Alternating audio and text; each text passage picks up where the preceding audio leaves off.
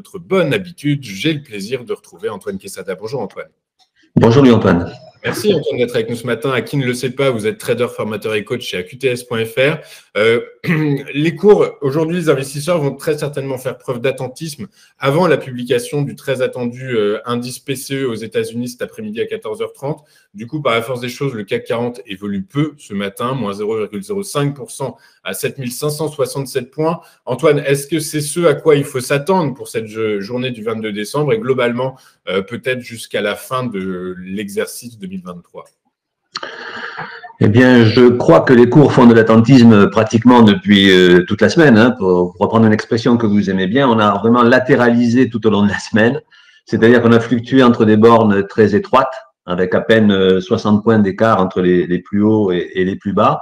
Alors, si on regarde le graphique en hebdomadaire que je vous présente traditionnellement, bon, pour moi, le fait d'avoir cassé cette grande oblique baissière qui coiffait les cours, d'avoir cassé par le haut et d'avoir une bande de Bollinger, vous voyez, qui s'élargit, laisse entendre que potentiellement, ça pourrait être sur du moyen terme, moyen-long terme, ça pourrait encore continuer à monter dans les jours, les semaines qui viennent, hein, puisque chaque bougie ici dure une semaine.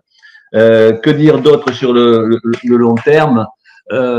Effectivement, on a fait un plus haut historique la semaine dernière, vous l'avez bien vu, 7653. Alors depuis, on essaie de s'accrocher sur ces niveaux-là et je dois dire que graphiquement parlant, rien ne laisse entendre un possible retournement baissier, même si tout est toujours possible. En tout cas, graphiquement, il n'y a pas d'obstacle majeur au fait que cela puisse, à moyen long terme, continuer à monter. Donc ça, c'est la vision long terme. Je vous parlais aussi la semaine dernière d'une espèce de biseau d'élargissement qui est comme une espèce de triangle inversé dont la ligne de cassure et l'oblique de résistance ici, qui libérerait, je l'avais évoqué, mais pour le moment, on n'a pas beaucoup évolué, toute la semaine a été vraiment très, très étroite en termes de volatilité, qui laisserait entendre que potentiellement on pourrait aller dans les jours, les semaines plutôt, dans les semaines qui viennent sur les 7800 points. Bon, pour le moment, on va quand même continuer à latéraliser. Donc, on va passer sur le graphique en journalier. Donc, à l'instant T, vous l'avez dit, Louis-Antoine, on a ouvert pratiquement flat. Là, on est à moins 0,10%. Donc, on fluctue sur une bande très, très, très étroite. Donc, comme je l'ai dit, là, 7563 points. Alors, qu'est-ce qu'on peut dire? Vous vous rappelez qu'on avait atteint il y a une semaine les 161,8% de Fibonacci, c'est-à-dire une extension de Fibonacci, puisque quand on commence à faire des plus hauts historiques, on n'a pas de repère par définition du passé, puisque c'est des niveaux qui n'ont jamais été atteints. Donc, on voit bien qu'on a coincé dessus, on l'évoquait déjà vendredi dernier, on a coincé et depuis, effectivement, on retrace très légèrement, mais enfin, c'est plutôt du latéral. Ce qu'on peut voir ici, c'est que le premier support que j'avais évoqué, qui me paraît parfaitement cohérent, était le 7526 points que vous avez, c'est la ligne horizontale pointillée qui est sur la partie haute du graphique.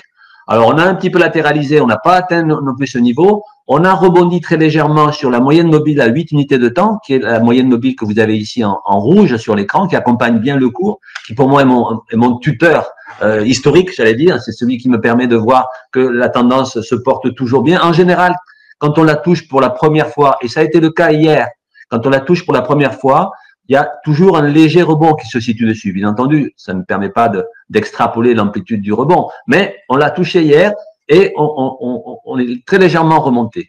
Donc hier, on a clôturé à 7571. Je vous dis, là, on est à 7564. À moins d'être devin, il serait difficile de prévoir de grands mouvements pour la séance d'aujourd'hui, même s'il y a quelques statistiques cet après-midi. Voilà, donc je suis tenté de dire que ce qui serait plus sain, évidemment, pour donner encore une envie de repartir un peu plus franchement à la hausse, c'est de se contracter un petit peu, ce qui n'est pas du tout exclu. Donc, j'aimerais bien, enfin, mais ça, c'est pas le fait d'aimer ou pas aimer, mais je vois bien un petit retour sur 7526, voire même dans les jours qui viennent, mais c'est le même commentaire que la semaine dernière, puisque rien n'a vraiment évolué, je dirais.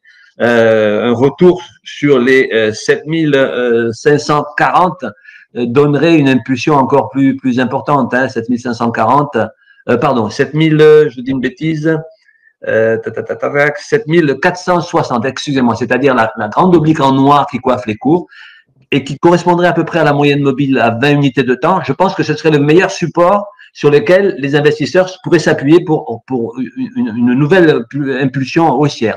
En tout cas, pour la journée d'aujourd'hui, pour répondre à votre question, vous voyez, on est strictement flat, on est à plus 0,00%, à 7571 points. Donc, je n'ai pas grand-chose à dire sur la séance d'aujourd'hui, si ce n'est très probablement une latéralisation. En tout cas, aucun signal de retournement.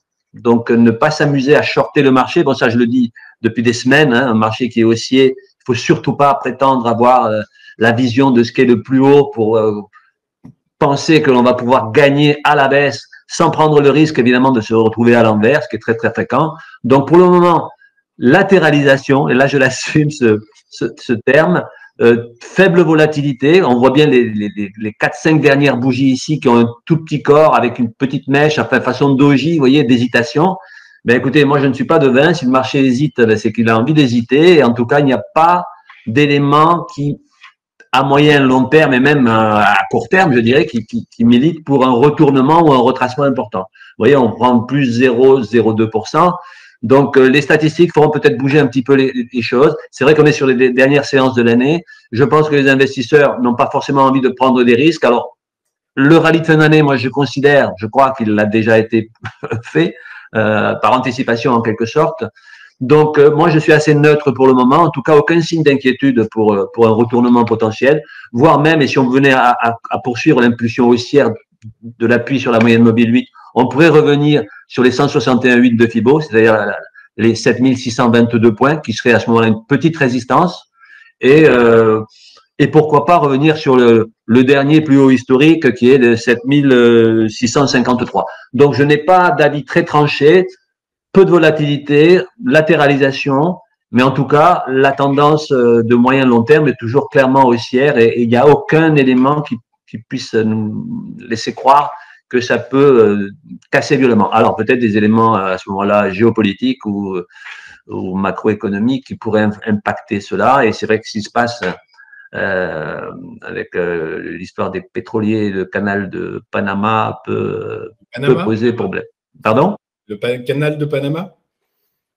J'ai dit de Panama. Ouais, mais c'est pas grave, on a compris qu'effectivement, Antoine, la géopolitique driverait probablement les marchés à court moyen terme. Et comme vous le dites, hein, c'est impossible de prévoir d'événements impactants de cet ordre-là. Écoutez, c'est tout à fait normal. Du coup, Antoine, si je comprends bien, en cette fin d'année, on met ses petits chaussons, on ouvre un peu de champagne et un peu de foie gras et on se laisse et on se retrouve dans 10 jours en ayant de façon quasi certaine suivi la hausse. Je pense qu'effectivement, là, je ne vois pas grand-chose qui puisse se produire de façon violente, si ce n'est la géopolitique, un événement brutal qui pourrait à ce moment-là provoquer une réaction violente. Mais en tout cas, cette dernière semaine montre que, je vous dis, on fluctue sur une 50aine de points, ce qui est très très peu, entre les plus hauts et les plus bas. Et je pense que ça pourrait continuer ainsi la semaine à venir, la semaine des fêtes. Donc, c'est votre dernier mot pour cet exercice, Antoine, latéralisation. Oui, absolument. J'ai envie de finir cette année avec vous sur ce terme-là, Antoine, parce que souvent, vous m'avez soufflé dans les naseaux en me disant que latéralisation, ce n'était pas un terme que vous aimiez utiliser. Non, mais parce que pour moi, latéralisation, on a souvent tendance à l'évoquer lorsqu'on n'a pas d'idée. Alors que là, on latéralise au sens propre du terme.